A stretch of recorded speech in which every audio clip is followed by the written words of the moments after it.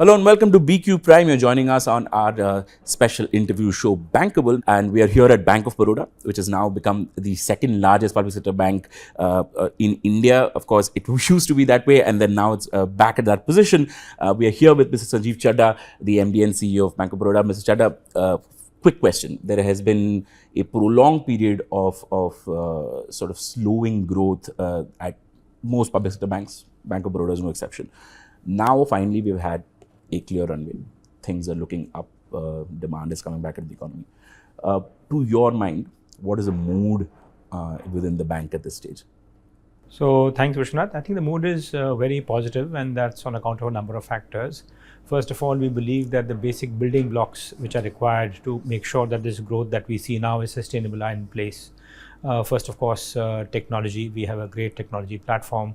As you are aware, we were voted twice running the best technology bank, and last year the best bank in using AI and ML. The second part is we have been able to use this technology for the benefit of our customers. That's where Bob World comes in. Today we have something like 27 million customers who use Bob World. Now this is an enormously powerful medium which will give dividends as we go along. So in terms of cross-sell, in terms of customer experience, customer access, it has great potential, and the potential will play out over the next few years. I think third part is in terms of talent. I think we can say with confidence that we probably have the best talent pool in the banking industry, which of course rests first and foremost on our career bankers who are very, very good quality. But then that is something which now has been leavened by talent from the market, from all institutions, which I believe adds tremendous value in terms of giving leverage to the bank to use the in-house talent that we have. Now, apart from these building blocks, I think we also now have proof that these building blocks can actually generate value for us. Right. So as you're aware, the last 12 months, YOY, we have had growth of over 20% in our advances, 17.5% in our deposits. But it is more than that. It is again the composition of the growth that gives the bank confidence. For instance, when we look at retail, the slowest growing segment for us is home loans at 20%. The other segments like education loans, car loans, personal loans, which are growing much faster. I think last element again is the balance sheet, which has two elements. One is, of course, the asset quality. Right. I think we probably are currently significantly over-provided. But even more than that, it is the fact that the profitability that we have is capable of generating growth for us without our having to access the capital markets. So as again we have spoken, we probably might end up with a capital adequacy ratio higher than at the beginning of the year, despite having 20% growth. Right. It means that both from the bank's own viewpoint in terms of sustaining this growth, and also in terms of return to shareholders, you are in a very, very good place. So I think that is all these things again, I think gives the bank a lot of confidence. Right. I think that therefore the employees are very upbeat in terms of their capacity to face the future. All right. Coming to the point of where Bank of Baroda is at this stage and the kind of macroeconomic environment we're in, what is exciting you as a banker as you see this? What do you think is the sort of business that seems like something that you want to really chase and really want to go after? So I think one is, of course, that in a broad perspective, in terms of the economy, the capital investment cycle, it is broadening as we speak. Each quarter, you find more and more segments which are joining that growth trajectory. So the growth is becoming broad-based. But specifically, I think there are great opportunities which are driven by the climate change agenda, which I think will add disproportionate value. For instance, if you were to look at the energy sector, normally the energy sector investment opportunities would be a proxy to the growth of the economy or the global economy. But today, because of the transformation, the opportunities are much more, which means that if you're looking at the solar power projects again, the kind of investment that you see are not only driven by the growth in demand, they're also again the replacement of conventional forms which are there. Similarly, in terms of vehicles, right, where again there is going to be a wholesale change in terms of the kind of cars that we drive, which also means investments and opportunities for the bank. So we already again have funded, underwritten a very large project, the single largest project in terms of electric two-wheelers in the country. Right. We're also again financing electric buses which are being bought by municipal corporations. So I think there are a lot of opportunities which are there. Third, specific to BOB, we are very proud of the fact that we make a disproportionate contribution to financial inclusion. Right. Our market share is 6%, but in Jan Dhan account 17%.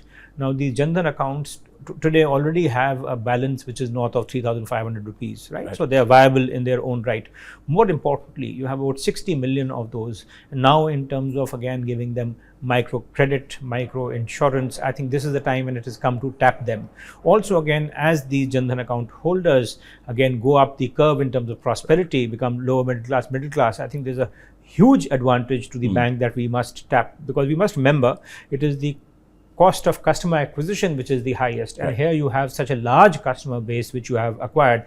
To my mind, I think in terms of the number of customers, we probably might be the second largest bank in terms of number of customers after SBI, right? But there's a huge cohort which can be tapped either because of Bob World or because of the fact that the Jan Dhan account holders are now being serviced through BCs, which have doubled in terms of numbers in the last 3 years. So I think there are a lot to be excited about, and also to be confident that what we're likely to see in the next few years is going to be far better as compared to what we have seen so far.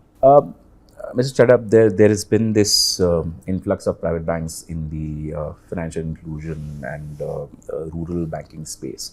They are starting to build out a branch network. They're starting to give more personalized services to these customers. Considering that public sector banks have always been there, they've always had established branch networks, who do you think is going to sort of win this race, to your mind? So I think the fact is, it depends upon first in terms of whether you have the customers. If you have the customers, I think it's a big advantage, right, to any incumbent. Today we have something like 60 million Jan Dhan accounts. We have 17% of the market in Jan Dhan accounts as compared to 6% overall. So I think you have a big plus. But I think that plus will not remain unless you have a network to service that clientele. So for us, the strategy has been twofold. First, of course, to make sure that we don't depend upon a branch network to service these customers. So the number of BCs we have has actually moved up from 2 times our branches to 5 times our branches. So that's something which I think is a great advantage for us in terms of both customer outreach, also to make sure you retain your customers. The second part, of course, is that we believe that just like Bob World has had a transformative impact, we have a penetration of 50% of our non-Jan Dhan customers. As we go along, I think there are going to be versions of Bob World which are going to be targeted at the Jan Dhan customers also. The third part is we need to be conscious of the fact that there is a digital divide which is still there. So I think assisted digital is going to be a very important piece in terms of your success to service these clients. Fourth, of course, you need to make sure that you have a much wider variety of products. It was, of course, the first step to open the deposit accounts, but now you must make sure that there is continuous engagement with customers, that you can give them other products. For instance, we are doing a pilot in UP with Women's World Banking, where we actually have a scheme whereby that if a woman customer, a Jan Dhan account holder, actually transacts 5 times in a given period of time, you automatically sanction an overdraft to do that. So I think all these pieces must come together to make sure, not that we only keep our competitive position, but to make sure again that you can derive much more value from what is really a very valuable part of the customer base that we have acquired. Right. The question about this competition between public sector banks and private sector banks, I mean, I know you all don't see it that way. For a banker, it's more important to see whether you're growing and your growth is valuable to the bank itself. But however, you know, from an outsider's perspective, I'm very curious to understand how do you see competition? How do you see the market?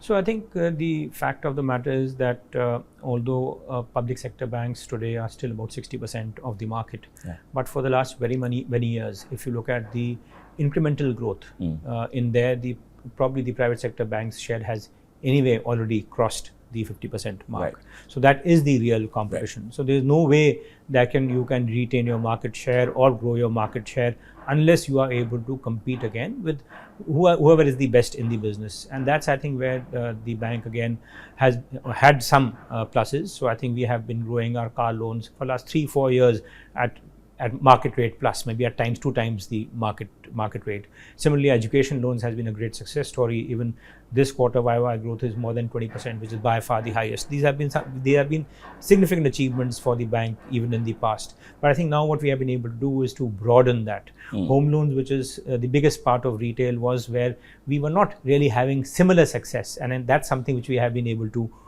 put together. Now home loan growth rate was 20%.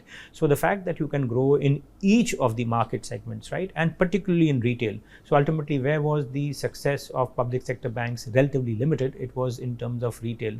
Now, if you can grow your retail at 30% YOY, significantly faster in the market and spread over almost every segment, I think you can be confident that you can meet competition, and competition from whichever quarter it comes.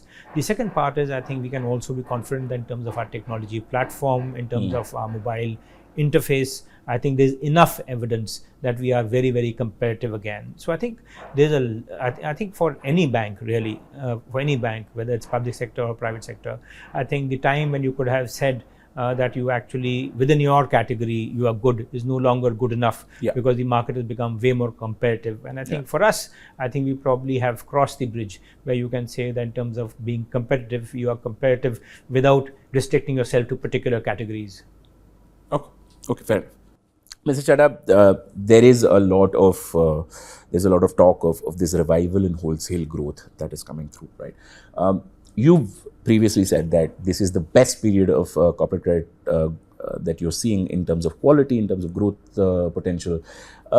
This is also coming at a time when interest rate cycles are turning. There's money is becoming significantly more expensive. The Reserve Bank of India has not indicated that it's going to pause the rate hikes anytime soon. I'm just curious to understand, can these things exist parallelly? This credit quality at a time of rising interest costs, is that something that's sustainable for a long time? So I think if you look at our experience over the past few years, to my mind, the correlation is not really direct. So the period when we saw very tepid growth in corporate credit, challenges in terms of asset quality, were precisely the time when we actually had low interest rates. Also, again, I think we need to really look at ourselves a little differently as compared to what the global conditions are. Globally, we are seeing interest rates which are at a 30-year high, right? So understandably, again, the preparedness of companies for that might be a bit of a challenge in some cases. For us, we are merely at the beginning of the last cycle, which means interest rates have normalized. So I think if these interest rates were sustainable 4 or 5 years back, when the economy was actually decelerating in terms of growth, where corporate profits were lower, where corporate leverage was higher, I don't see any reason why it should be a challenge now when corporates are substantially deleveraged, when growth is picking up, where corporate profits have been at a record high. So I am completely assured that these level of interest rates and also what we are likely to see in the foreseeable future cannot be disruptive. You did mention the fact that we probably don't have the end of the cycle very clearly in view, but probably we are reaching the end of the cycle. We may not be at the very end, but I don't believe, again, the rise in interest rates, given where inflation is likely to be substantially different from where we are now. So from my perspective, I think in terms of interest rates acting as a dampener, that is a non-issue, nor is it an issue in terms of corporate credit quality. Therefore, again, if we were to say that at the current juncture, corporate credit quality is the best ever, I don't think that fact is going to change substantially because interest rates have normalized. Okay.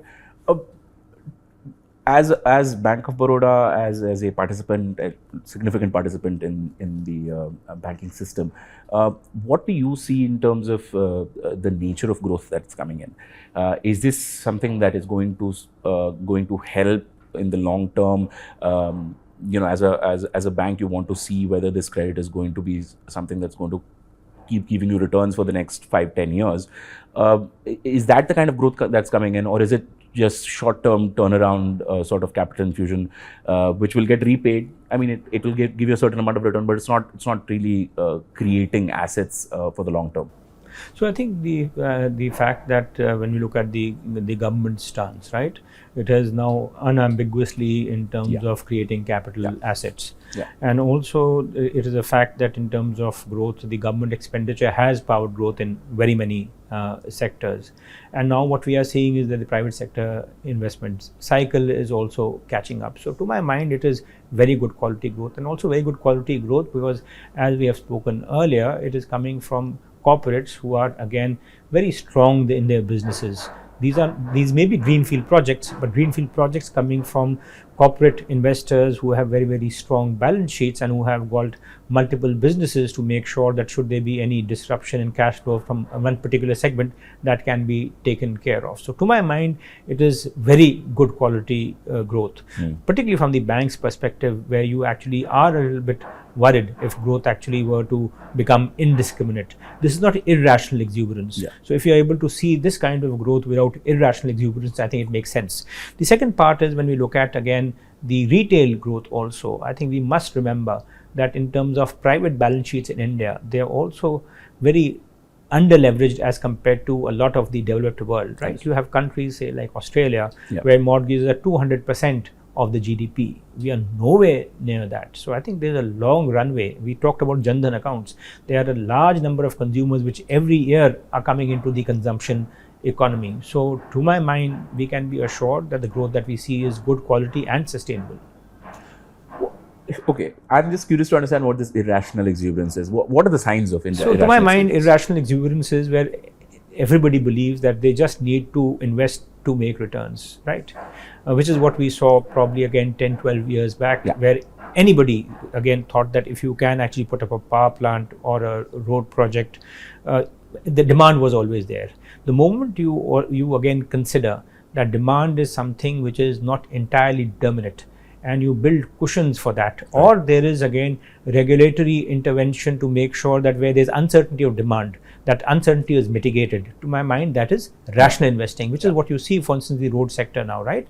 When you have now these HAM projects, the fact is the demand risk has been taken out. The fact is that you start a project only when 90% of the land acquisition is complete, otherwise you don't start, right? Similarly, again, in terms of solar power, the rates that you see today are actually far lower than what is the rate you pay for thermal power today. So I think this is rational decision making. The fact when you invest in electric vehicles, you are seeing investment again which is calibrated to make sure it coincides with the demand cycle, right? I think all that makes a lot of sense to me, and I think that's something which gives reassurance about the quality.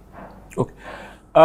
Coming to the retail side of the story now, so obviously there has been a lot of reliance on retail as far as public sector banks go, private sector banks, the entire system, NBFCs even, chasing this unsecured piece of growth. I mean, home loans is always going to grow. That's not even in debate. But then the other pieces of business people have been chasing. Is this? You said that household penetration of debt is still considerably lower in India as a share of GDP. Is this good? Is this something that's necessary? So to my mind, really depends on where you are in terms of your own balance sheet, right? If you already are a bank which has 50-60% retail as your balance sheet composition, then obviously there is a challenge, because to grow faster in the market, in that case you will be making sure your balance sheet actually changes composition and becomes even more distorted. For us, retail was actually under leverage play, which means 50% of our balance sheet was corporate. We are trying to make sure that every year by a couple of percentage points we change the composition, right? So you are actually you are getting to a stage where you have a more balanced portfolio. Similarly, if you have been again dependent on unsecured loans, it again might be a bit of a challenge. For us, the credit card business sits outside the bank, that's not within the bank. Unsecured loans for us are probably 10% of retail, and maybe again 2% or 3% of again the overall loan pie. So these are very small figures. Given where we have started, I think we have a very long runway, both in terms of pushing the pedal on retail, making it a larger part of a balance sheet, and also making unsecured loans a reasonable part of the portfolio, where you have some kicker in terms of margins without exposing yourself disproportionately to the risks which are certainly there. Okay. That's enough on the asset side. I think we'll move on to the liabilities, because that is the more interesting bit to me, at least in the current scenario. There is a fight for CASA. There is this, private banks are trying to corner a certain market. Public sector banks themselves are also highly competitive amongst each other. Is rate even a factor? So not so much in CASA, because by definition current accounts actually don't have any interest rate return. Saving bank interests do not change so much with the cycle. So there it is more again a question of the relationships you have, what is your base, what is the kind of technology platform, what is the kind of customer service you are able to give. I think those are the kind of things that are very, very important. So CASA, to my mind, is going to be driven still by factors which play out in the long term rather than again short term either pushes to increase CASA, because that only impacts you on the margin, or again in terms of any kind of rate arbitrage. I think that will not something which will work. Term deposit rates understandably are more elastic in terms of interest rates, and what you are seeing now is the fact that term deposit rates have finally become positive in real terms, and therefore the relative attractiveness of bank deposits has gone up. I think the challenge was for the banking system that because of the conditions in which we were working, because of surplus liquidity post COVID, steps taken by the central bank, there was a challenge in terms of where interest rates were. Those challenges are behind us, and therefore I think banks as a category should be regaining their market share when it comes to again these savings in the system, and therefore it should help all banks.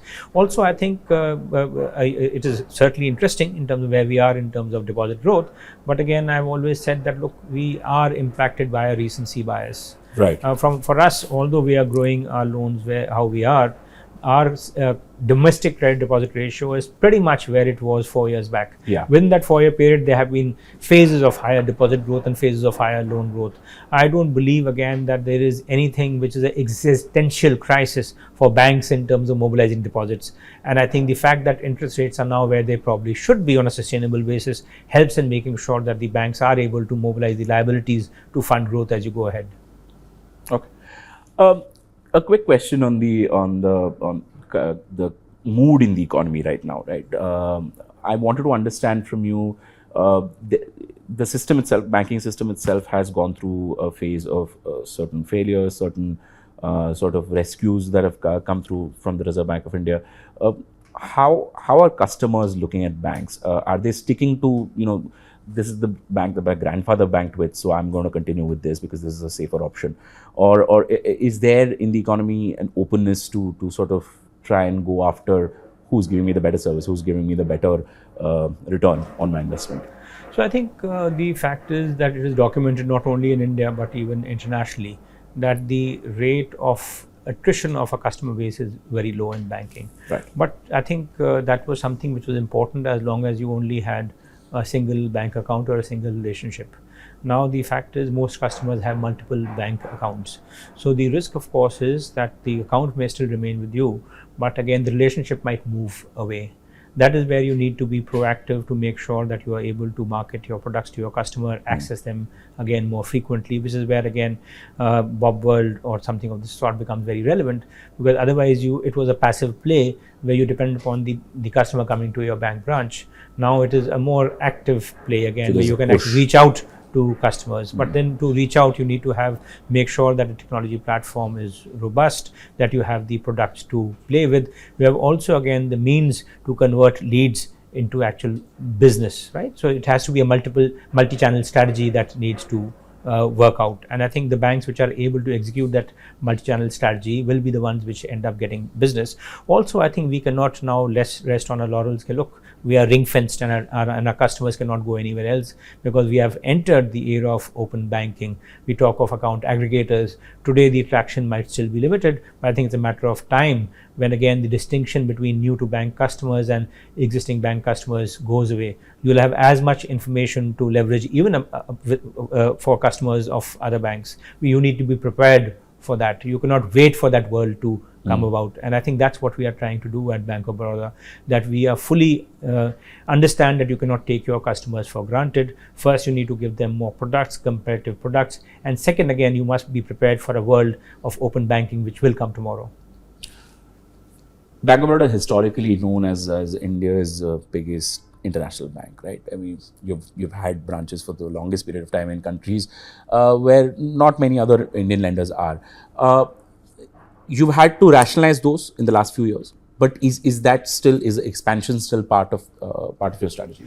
So I think much like in the domestic market, your physical presence has become less important even if you want to grow a business. Like, I think we have spoken how the number of branches that we have in the domestic market is 15% less, but you're still able to grow fast. Similarly, in the international business today, you, particularly for wholesale banking, you need a presence probably in just 3 or 4 geographies. For us, that is Singapore, it is Dubai, it is London, New York, and now Gift City, which is becoming very important.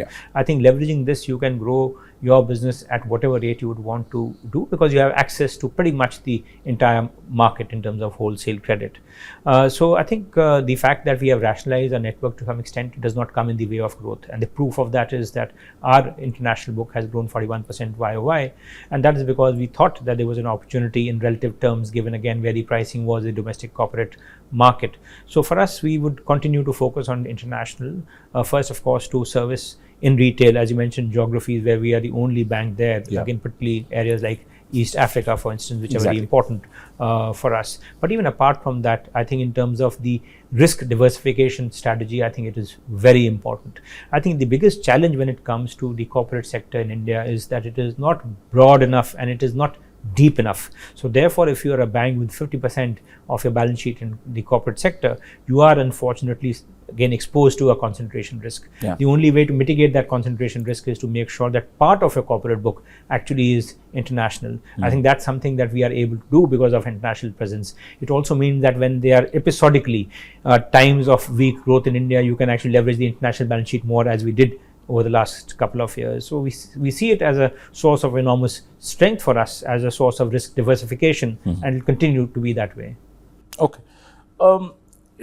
Has the dynamic between the lender and borrower changed since the introduction of the IBC? I'm coming to the asset quality bits now, because those are also important things to discuss. But one thing that when IBC came out, the one point that everybody wanted to discuss was how bankers are now in charge. We have a creditor in possession system in India. But do you think that has truly changed, or are borrowers still pretty much in the thick of things? So I think what has been restored is the natural order that if you fund an asset and in case you cannot get your money back, the asset is something that you're able to liquidate and realize your dues. So I think that has changed, and it is not necessarily that you need to take a customer to the IBC and to get into liquidation. The issue is the fact that there is awareness which is shared that the bank will be in a position to enforce rights. That has very big positive impacts. Positive impact first in terms of the bank's willingness to lend. Now, if you have doubt about your willingness to collect, you will never have the willingness to lend. So I think that is something which is very important.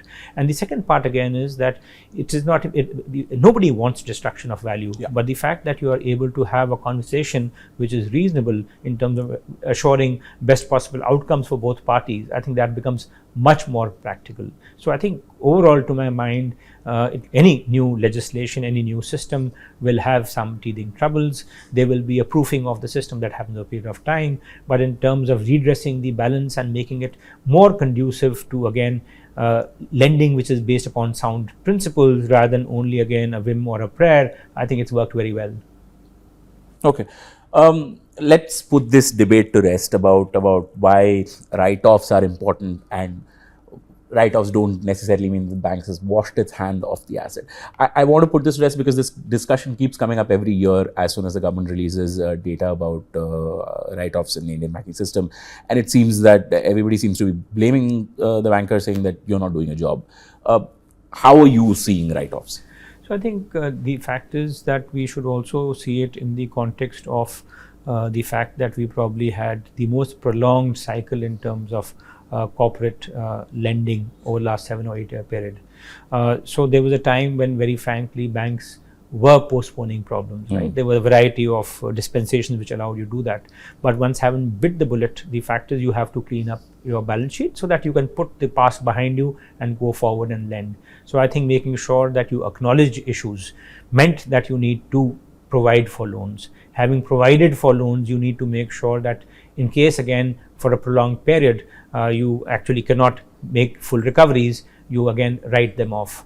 But as you said, it does not mean that you stop recoveries. In fact, as we are going along in the cycle, you will find that the recoveries which are there from written off loans will far exceed those again which are not written off, simply because the cycle is going to change. You would have provided for everything which has gone bad. Yeah. Written off what needed to be written off, and now the recoveries will come. So I think that is an upside that we will see in the banks. It also, I think, is very good in terms of, again, making sure that the banks' balance sheets are transparent, they are strong, and also the banks again come back to the lending market, which they must in case we have to sustain the growth that we are seeing in the economy.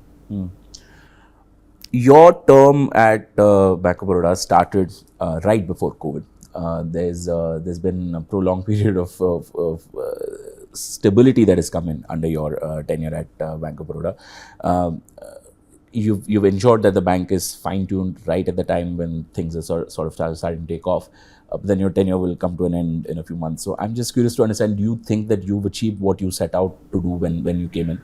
So I think I would say that the bank again has achieved what it set out to do during this period. The COVID period, as you very correctly said, was one of challenges. It also meant because of various factors that the growth possibilities were limited, but it was also the time to make investments for the future, also to recognize and seize the trends which will now shape banking in the times to come. I think the success of the bank has been that it did not waste the crisis, that used the crisis to build the capabilities, whether in terms of technology, digital, acquiring talent, again, to make sure that you are prepared for the future. I think that was something which was very important. Also, I think to restore that confidence, look, you can compete with anybody in an area that you choose to compete. I think that's something which is very important. I don't really put much store by growth for growth's sake. I've always said that, look, in terms of order of priority for us, the first priority again for the bank is again the underwriting quality, then the earnings, and third, growth. Now the fact is, if you can ensure both underwriting quality and earnings and then also grow at market or better, I think that gives the bank a lot of confidence that all the building blocks which are required to compete in the future are in place, and I think that's a source of some satisfaction. What's your advice to successors then? I think the fact is always make sure that don't take things for granted, prepare for the future. Even while you drive efficiencies for the short and medium term, make sure that you make investments for the long term. The fact that we have been able to do what we have been able to do is because my predecessor again made the investments that were required. Today, the digital strategy of the bank rests on the data lake which was created before I came in. I think the fact is that you need to again move in both directions. Make sure that you are performing now, but also investing for the future. Okay, let's try and wrap this up with sort of a question I wanted to ask you. What is Bank of Baroda's pitch now to a customer? Why should they come to you? I think the bank again is a bank which has got the DNA of a public sector bank in terms of being socially responsible in terms of financial inclusion, but also it has again all the efficiencies and all the products that you might expect from again the best of the banks, public sector or private sector. I think that is really the unique combination that BOB has stood for, not only now but also in the past, and I'm sure in the future also. All right, Mr. Chadha, thank you so much for joining us on this conversation. Thank you for taking time out. Thanks very much.